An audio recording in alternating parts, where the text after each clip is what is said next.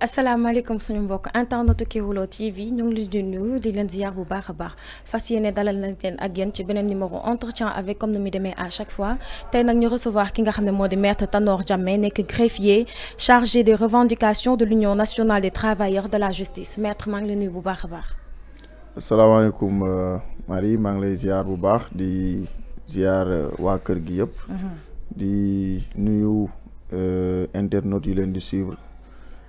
À travers vos différentes plateformes merci beaucoup. merci beaucoup maître ñu gis léegi nii am na benn communiqué bu daal di wàcc ne da ngeen di tàmbali li nga xam ne moo di seen grève pour 48 heures lan moo andi grève yooyu wala revendication yi ngeen ñu memmeeku jamono ji ngeen koy xeex. waaw xam nga grève bi ñëpp gis nañ ne depuis le 17 juin 2025 toutes les juridictions du Sénégal sont paralysées. Loolu li ko waral mooy li nga xam ne xaatimoon nañ ko ak l'État du Sénégal depuis 2019 dafa am ay décret yoo xam ne dañ ko signé woon mais matérialisation bi ba léegi moom moo des 2019 dafa am décret bi nga xam ne moom lañ signé muy les statuts des travailleurs de la justice. Le décret 2019-413 bi nga xam ne moom mooy organiser le centre de formation judiciaire et le décret 2019-575 bi nga xam ne mooy statut particulier du cadre des fonctionnaires de la justice. Décret boobu dafa war a jëlee le recrutement des greffiers de la hiérarchie du niveau bac au niveau de la licence 3. loolu day waral greffier yi bu ñu defee formation ba pare suñu génnee dañuy nekk hiérarchie A2 waaye loolu dafa am lu ko waroon jiitu mooy dañu waroon jël les greffiers aligner leen à la hiérarchie A2 nga xam ne ñoom ñoo fa nekkoon avant 2019 ñu gis ne depuis 2019 ay promotion ñu ngi génn te boobu ba léegi ñi jiitu woon ci corps boobu noonu yóbbuwuñ leen à la hiérarchie A2 beneen bi mooy dafa am agent yu nekk au niveau du ministère de la justice des agents administratifs yoo xam ne dañ leen créer un nouveau corps muy le corps des agents des greffes et parquets ñu gis ne agent yooyu depuis ñu créer corps boobu ba léegi ñoom mënuñ bénéficier wu du reclassement dans ce nouveau corps loolu mooy li nga xam ne moo jàmp mooy urgence bi mënuñu nangu depuis 2019 ba léegi la même question continue à vraiment persister nguur gu ñëw ak lay ba muy indi ministre bu ñëw ak excuse ya muy joxe boobu ba léegi mënuñu fexe ba régler problème boobu ginnaaw bu ñu déposé préavis en février 2025 toog nañ boobu ba léegi teguñu suñu loxo lenn loo xam ne war na mën a tax ñu dakkal grève démb comme ni nga ko xamee le ministre de la fonction publique avec ses services Olivier Boucal voilà recevoir nañu mais vraiment amul lenn lu mu teg suñu loxo loo xam ne war na mën a tax ñun ñu dellu ginnaaw. maanaam ba tey jamono ji ay wax la gisagoo leen benn résultat concret ci li ngeen di xeex.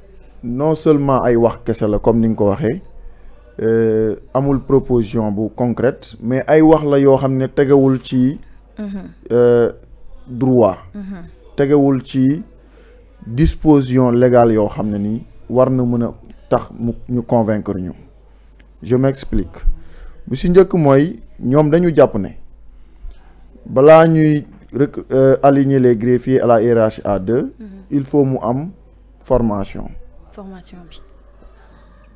bi ñu ne tamit formation boobu fu ñu ko teg ñoom mooy dañu jàpp ne ñun greffiers yi dañuy changer corps alors que loolu amul ñun nous n'avons pas changé de corps nous changeons juste de hiérarchie donc ce changement de hiérarchie n'a rien à voir avec un changement de corps parce que boo changement de corps pour nga mën ko wax da ngay jugee ko ci emploi yu bees da ngay jugee ko ci emploi yi nga nekk dem ci emploi yu bees. Nous avons les mêmes nous gardons les mêmes emplois, nous gardons les mêmes attributions, nous exerçons le même métier, donc pourquoi ñu bëgguñu forcer ne ñun dañoo changer corps donc changement de corps amul. D'accord, mais gis nañ ci naka noonu ki nga xam ne moo di Olivier Boucal nee na yéen da ngeen koy chantage ci affaire de chantage loolu dëgg la ou pas. waaw xam nga ministre boobu suñu frère la ñu ngi koy nuyu jàpp nañ ne dafa juum parce que ñun ku ñu xam-xam ne nous ne sommes pas des maîtres chanteurs, nous ne pouvons pas être des maîtres chanteurs, nous sommes des agents de l'État, des fonctionnaires, surtout ñuy servir dans un secteur sensible, voilà. Un secteur justice qui requiert énormément de sérieux. Foofu maître chanteur amu fa. Donc dañu jàpp ne suñ la joxee secteur nga war a indi ay solutions par rapport à des problèmes donnés da nga war a jël d'abord le sérieux, le droit, surtout le droit, parce que la muy argumenté ministère ba service ya fa nekk la ñuy argumenté teguñ ko ci benn disposition ñun défier nañ leen wax nañ leen ne leen boo leen indee benn disposition dans la loi 61-33 bi nga xam ne moom moo ëmb bépp fonctionnaire bu Sénégal d'abord mais aussi dans le statut particulier bi nga xam ne moom mooy le cadre des fonctionnaires de la justice boo leen indee benn disposition buy wax ne pour changer de hiérarchie on doit forcément subir une formation ñun ñu topp leen mais ba léegi indiwuñu ko. ba tey indiwuñu ko. Ce qui veut dire que ñun non seulement notre combat est légitime mais il est légal. ñuy woor nag le ministre de la fonction publique mais aussi le ministre de la justice. moom ci en parlant de ministre de la justice def ngeen ay tànk jéego pour mu yegg seen problème bi. wala ngeen gisante ak moom. waaw question boobu am na solo parce que daf ñuy may ñu aborder benn sujet boo xam ne ñu bëri ñu ngi ciy interpeller est-ce que ministre de la justice mu ngi def lu ko war. voilà ñun bi ñu déposer préavis le ministre de la justice woo nañu. ñu toog waxtaan nañ lu yàgg bi ñu paree yemul ci waxtaan boobu jël na ay actes yu mu posé. dem nañ waxtaan entre syndicats avec le ministère pendant 3 jours ñu gis ne lii ak lii moom mooy problème bi ci statut yi ñu jël ay changement yoo xam ne yaakaar nañ ne buñ ko opéré bu ci nguur gi àddoo rek problème bi rek la ñu jël loolu yoon yëpp jébbal au niveau du ministère de la justice mu relayer ko au niveau du ministère de la fonction publique bi ñu demee foofu gis nañ ne le ministère de la fonction publique moom mooy opérer blocage bi ba léegi. ba tey kon problème bi du ci ministre de la moom mooy justice def blocage. ok léegi nag démb si suñu rencontre bi. le ministre de la fonction publique nous a informé que sa position est serait en tout cas celle du ministère de la justice désormais. ok kon jàpp nañ ne tey. ministère de la justice war na indi ay leeral ci loolu parce que bu fekkee ne ministre de la fonction publique sañ na toog ne sama position bi mooy la position officielle du gouvernement et celle du ministère de la justice y comprise donc ministre de la justice aussi war nañu wax. d'accord mais ministre de la justice boobu bu ngeen toogee yan kàddu ngeen tënk ak moom bu mu leen recevoir yi. ba ñu toogee ak moom. Il nous a manifesté sa volonté ferme d'aider les travailleurs de la justice à dépasser cette situation. En quoi faisant? En faisant, en tout cas, en posant des actes. Acte boobu mooy formation bi nga xam ne moo nekkoon blocage. Principal blocage bi mu élagué ko. Donc ñu dem vers un alignement sans formation. moom nag après loolu def na ci ay jéego. est-ce que dafa dem ba les autorités supérieures wañ loxoom. xamuñu est-ce que mu ngi doon jouer franc jeu depuis le début ñun loolu lañ yaakaar. yaakaar nañ ne franc jeu la doon jouer depuis le début. mais rencontre combien de temps la amagum actuellement depuis boobu ba tey. non yàgg na. yàgg na. ça fait des mois. ça veut dire des mois ba tey seen problème yi ngeen koy jooytu. te amagul solution waaw ça fait des mois. léegi nag bi ñu jógee koo démb ci ministère de la fonction publique. ñu ngi xaar nag Ousmane Diagne le ministre de la justice moom tam mu wooñu suñu wooyee ñu toog mu wax ñu moom exactement de quoi il s'agit. parce que ñaari wax yi waroo nañu ñaari position yi waroo nañu mais ak lu mu ci mënta doon ñun on reste constant. Nous n'avons pas changé de corps, nous avons tout simplement changé de hiérarchie. D'accord. te les agents administratifs dañ leen war a reclasser ñoom tamit sans formation. léegi loolu mooy wax ji suñ ñu ko réglé lee ñu dem liggéey. D'accord. suñ ñu ko réglé loolu nag gis nga ne décrété waat nañ 48 heures. à compter de demain à partir de on demain va continuer. voilà mais gis nañ tamit ci li nga xam ne mooy pacte de stabilité sociale bu PM woote woon nga ne da ngeen sentir ne da nga leen ci ignorer lan ngeen di reprocher foofu gouvernement bi. pacte boobu ñun mënuñu engagé parce que dañ ñu laaj suñu ay revendications ñu joxe ko. jox ko centrale bi ñu dem di négocier. di waxtaan discussion yi ñun personnellement boolewuñ ñu ci bi pacte bi génnee tamit ñu lire ko vraiment étonnement lañ ci am parce que amul benn point de revendication boo xam ne waa justice ñu ngi koy ñaxtu ñu gis ko ci pacte boobu noonu. donc ñun dañu jàpp rek ne nguur gi fi nekk amaana peut-être xamul lan moo nekk di xew au niveau du secteur de la justice wala boog daf ñuy ignorer tout simplement. pacte boobu ñun mënuñu engagé te mënuñu tënk. voilà d'accord mais ñu ne ñi nga xam ne moo di greffier bëgg naa xam ndax seen greffe bi greffier yi kese la concerné wala am na yeneen corps yu nekk ci justice yoo xam ne tam laal na leen. waaw xam nga suñ ne grève rek très souvent gars yi greffier la ñuy xalaat. parce que greffier moom mooy jël audience yi. moom mooy enregistrer. la création des sociétés, registre de commerce et du crédit immobilier, etc. Mais quand même travail de la justice la ñu wax. am na ay agents administratifs am na ay interprètes judiciaires am na ay chauffeurs même chauffeurs yi dañ cee bokk. am na ay archivistes ñëpp ñu ngi ci biir syndicat la boo xam ne. travailleurs yëpp la boole moo tax. ñu war leen jël en compte parce que kenn ku nekk ci ñooñu. am na rôle booy jouer au niveau des juridictions et des services te boo ko joué wul amaana dina gàllankoor lu bari ci la bonne marche. de l'administration judiciaire. ci côté boobu yéen nga nekk ay greffier ngeen di enregistrer li nga xam ne mooy registre de commerce est-ce que noo soo leen continuer def grève ñu xam ne dañoo bëggoon am document pour enregistrer seen registre de commerce dinañ ko mën a àddu. ah mais bon. est-ce que yéen tamit da ngeen di xalaat ñooñu. non mais. c'est clair que grève yi man personnellement est-ce que man actuellement j'ai énormément de problèmes pour j'ai des dossiers à régler man sama bopp. voilà man sama bopp ak dossiers yooyu nekk en ak sama ay morom suñu ay mbokk.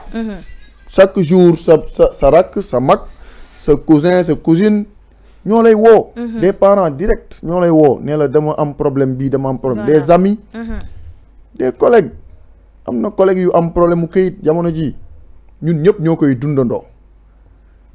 mais loolu jàngat buñ ci war a am mooy dafa war a tax nag état du Sénégal régler ko parce que registre de commerce ça occupe une place importante dans l'économie du pays kenn mënul def nantissement tey mooy lan xam nga entreprise yi tout le temps dañuy jëflante seen biir wala ñuy jëflante ak banques yi sûreté gage kenn mënu koo def kenn mënul créer entreprise tey registre de commerce bu Dakar rek laa lay wax. bu Dakar bi c'est plus de 1000 formalités par semaine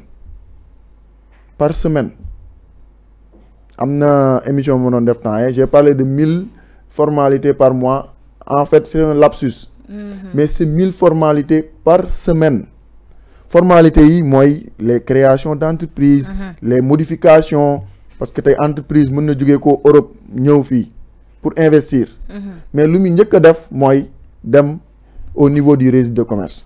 balaa muy def dara tey PM dem na Chine. am foofu noonu ay contrat mais ñooñu ñëpp xam nañ ne Chine très souvent bu ñuy ñëw dañuy ñëw ak seen ay entreprise buñ ñëwee lu ñu njëkk a def mooy dem registre de commerce nga dem ñu ne la greffier bi dafa grève foo jëm. mais ak audience yi am tribunal itam du am benn impact. audience yi foofu may leeral am na audience yu nekk di am mais audience yu ci bari ay greffier ad hoc la. ad hoc maanaam. greffier ad hoc mooy comme les greffiers professionnels yi nga xam ne ñun moom mooy ñun ñi liggéey ñu dañu grève dañuy dem rek jël benn waay boo xam ne mën na bind dégg na français mën na bind ñu ñëw ne ko toogal remplacer greffier bi. d'accord moo tax loo ci gis tey gis nga ñu ne audience Moustapha Diakhaté renvoyé le délibéré dañ ko prorogé parce que grève greffier yi moo tax lu tax. même bu Bachir Fofana parce que même suñu vidéo woon dossier bi tey décision du fa am kenn du gis kenn doo mos a gis jugement ba. maanaam instant parce que greffier ad hoc yañ fay teg. formé wuñ leen pour loolu. quand même le métier de greffier est très sérieux. voilà côté boobu laay waxee. moo c'est un concours très sélectif. ñu jël la former la pendant 2 ans nga prêter serment nekk un officier public. un agent assermenté du loo xam ne da nga war a dem rek di for ay nit fële di leen teg pour ñu remplacer ñu lan moo tax doo dégg ñu ne médecin bi grève na ñu ne dañ dem wuti ji un médecin ad hoc. donc pourquoi ñu bëgg a yëpp greffier yi di leen teg à ce niveau donc nit ñi ñu ngi ci prison yi. di fa daj lu wex xat ñii jiite nguur gi. xam nañ lan mooy prison démb le ministre de la fonction publique il nous l'a dit mu ne biñ ma tëjee prison biñ ma waree àtte retard seen grève retardé na sama audience. kon moom xam na. xam na aussi ne que ñun grève bi du léegi. xam na kon ne problème bi lu yàgg la. Sonko dem ci discours am tam moo ngi doon wax ci justice mu ne il faut ñu defaraat justice bi. defaraat boobu nag justice bi est-ce que soo xew. defaraat boobu nag lu muy njëkkee mooy ña fay liggéey nga jox leen seen dignité les pères et les mères de famille. qui travaillent pour vraiment redorer le blason de la justice. nañ leen respecter. d'accord jox leen seen yelleef. voilà ñu dégg tam ngeen di revendiquer li nga xam ne moo di seen indemnisation yi. waaw xam nga plateforme bi plateforme revendicative lu yaatu la. lu yaatu la. préavis bi sax boo ko gisee am na ay points yu bare. bokk na ci indemnité de logement mais bokk na ci aussi l'augmentation de l'indemnité de participation à la judicature yooyu c'est des points très importants. mais dañu jàpp rek ne yooyu mën nañ ci waxtaan. mais li nga xam ne mënuñu ko négocier te mënuñu ko vraiment. teg de côté muy urgence mooy les statuts. indemnité de logement naturellement. en tant que fonctionnaire ñu teg sa ndodd l'obligation de résider dans ton lieu de service. dañ la war a jox indemnité de logement man tey nga jëlee ma Tambacounda indi ma Dakar nga ne. chaque jour je dois être disponible pour la juridiction du lundi au vendredi. fu ñu ma soxlaa dama war a teew man ak sama njaboot yëpp nga indi leen fii. da ñu war a jox nag indemnité de logement parce que ñëpp xam nañ ne Dakar fii dafa cher. dafa cher yooyu yëpp lañ ne. travailleur de la justice dañ ko mérité amul tey kenn koo xam ne mën na indi.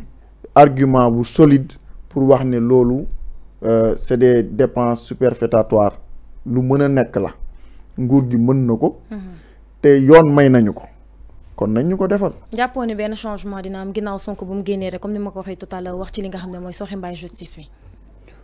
waaw xam nga justice avant tout institution la institution boo xam ne exécutif moom moo ko incarné. Voilà. maanaam le président de la République le premier ministre le ministre de la justice.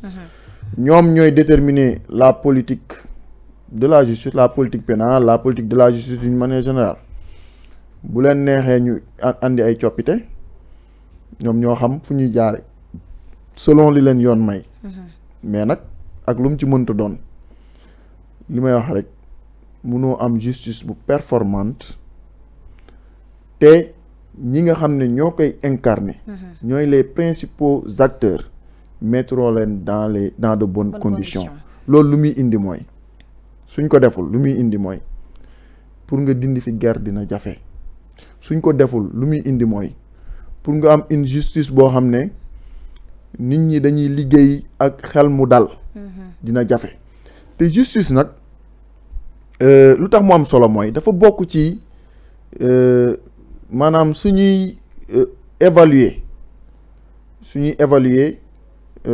les critères de comment je vais dire ça encore maanaam est-ce que réew mi am na capacité à accueillir les investisseurs le traitement des dossiers judiciaires dafa bokk ci critères yi mais aussi le temps de la justice dafa bokk ci critères yi mais nga mettre les travailleurs dans de bonnes conditions liggéey bi gaaw dossiers yi gaaw mais loolu amul solo. maanaam actuellement yéen ñu ngeen nekkee ni en grève dossiers yu bëri day taxaw te loolu critère de performance investisseurs yi bu ñëwee gis ne que moom kat tey bu fi ñëwee def fi ay milliards am mu am benn problème bu ndaw ak benn entreprise wala benn en tout cas client am dossier ba mën na def 1 mois parce que greffier yi ña ngay grève wala mën na def sax lu ko ëpp alors que dossier bi 48 heures kese la waroon def nga foog ne kooku dina sawar pour ñëw du sawar pour ñëw en résumé daal nguur gi le ministre de la fonction publique le ministre de la justice et les plus hautes autorités de ce pays le premier ministre Ousmane Sonko le président de la République Bassirou Diomaye ngelawaay nañu jàppale les travailleurs de la justice xam ne problème bi yàgg na fi te démb bañ doon xeex dañu d'accordoon ne li ñuy xeex dëgg la tey biñ nekkee ci nguur gi nag ñoom ñuy toog tey d'accordoon nañ ko waaw démb ak barki démb xeex nañ fi ñoom ñu d'accord ne li ñuy xeex nii lu jaadu la te dëgg la tey nag maanaam ay promesses bu ñu tolloo fi ce ne sont pas des promesses parce que ñoom nekkuñu woon des interlocuteurs directs mais en tout cas nous avions leur soutien il faut le dire nous avions leur soutien tey suñ demee nag ba toll fii ñoom ñu nga xam ne ñoom ñoo nekk à la place des décideurs nañu jël les bonnes décisions loolu moom bëggoon naa ko leeral quoi vraiment nga jàpp ni c'est le moment de douter comme ni nga ko waxee jàppale woon nañ leen avant comme ni nga ko waxee état continuité la est-ce que du tey lañ war a gën a dëggal seen bopp effectivement moo tax mu wax la lool comme ñoom tey ñoom ñoo war a signer ñun ñu dem liggéey nañ signer ce qu'il nous faut c'est de la volonté politique cette volonté politique là suñu ko jëlee teg ko ci kaw suñu ay doléances rek ñun ñu dem liggéey. d'accord mais grève bi lu ma bëgg a xam Dakar rek la yem wala yeneen régions yi aussi c'est pareil. non dama ne la xam nga fii sax Dakar gars yi ñu ngi faire semblant di jël ay greffiers ad hoc. et cetera et cetera. Mais dans les régions mais c'est mort je te dis. dara yëngatuwul foofu dara yëngatuwul temps yii dem naa Tamba mais xoolal dafa lépp kii Saint-Louis Diourbel. ok Louga fépp taxaw fépp taxaw. fi nga xam ne peut-être ñoom sax ñu ngi waaj a dugg ci combat bi te buñ fa duggee nag dina doy waar trop muy pôle judiciaire ak cour suprême. pôle judiciaire financier. oui pôle judiciaire financier parce que depuis boobu ba léegi. quelques collègues rek ñoo doon dem grève mais nag bu ñu ñëwee en masse foofu nga xam ne tey. tout est question de délai. ay procédures yoo xam ne c'est des milliards dégg nga. ay délai la. te instant justice ñëpp a ko non mais suñu grévé. procédures ya fa nekk yëpp mais day voilà ay annulation yu dul jeex la. te instant cour suprême démb audience bi nga xam ne ça concerne l'actuel premier ministre. imaginez suñ ko jëlul woon foofu sax bon mun naa wax ne c'est l'administrateur de grève qui a pris l'audience. mais buñ duggee ci grève bi affaire yi moom dafay tagga tembe loolu nag bëgguñu fa yegg. nañu xam ne ñun stabilité la ñu bëgg mais stabilité dans la légalité parce que li nekk di xew ci suñu corps bi ñun greffier yi par exemple ak li nga xam ne agents yi ñu ngi koy dund c'est de l'illégalité c'est vraiment une anomalie des dysfonctionnements yoo xam ne dañ ko war a corriger loolu moo tax ñu ne l'État du Sénégal et c'est l'appel solennel qu'on leur lance ne ñu bàyyi ci la ñu nekk nii nañu xam ne ñi fi doon grève démb ak barki démb ñoom ñoo fi nekk tey te lañ doon kaas moom moo changé gul ba léegi te ñoom kese ñoom dong ñoo ko mën a changer voilà d'accord jamono ji su fekkee ñu ngeen comme ni ngeen koy xaar ñi nga xam ne mooy ministre de la justice réagir ba tey moom ngeen di déglu réagiragul su fekkee grève bi dafa nar a continuer lan mooy doon seen dernier mot yi ci grève bi waaw maanaam ba fan ngeen di egg ci grève bi grève moom c'est une forme de lutte la grève est légale elle est consacrée par la Constitution consacrée par la Convention de l'OIT, consacrée par tous les textes qu'on pourrait citer ici. dañ ko def parce que c'est un dernier recours. dem nañ ba sës moo tax ñu def ko. bu fekkee nag nguur gi tamit continuer na ci lu mu nekk mais y a d'autres formes de lutte mais pour le moment on maintient notre mot d'ordre.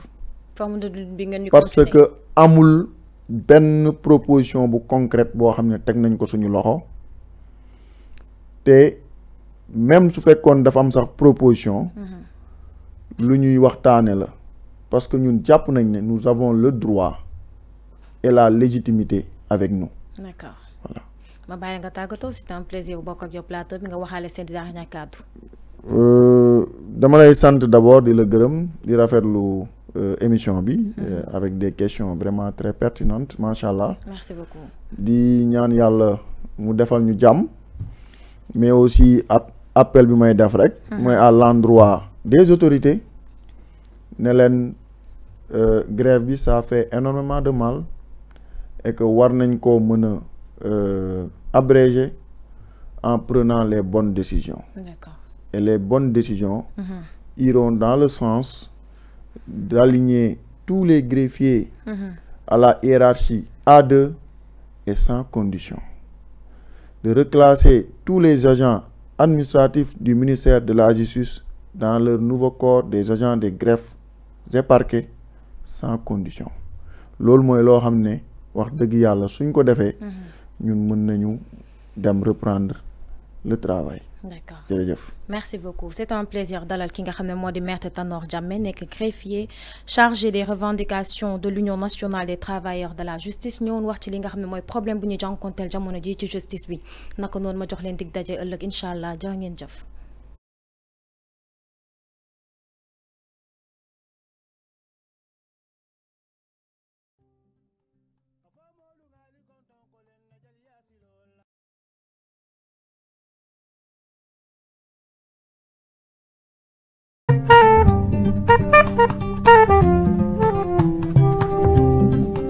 Afamolu ngali konton kolen na jali yasilola iye kamben kabo dum munya bolodi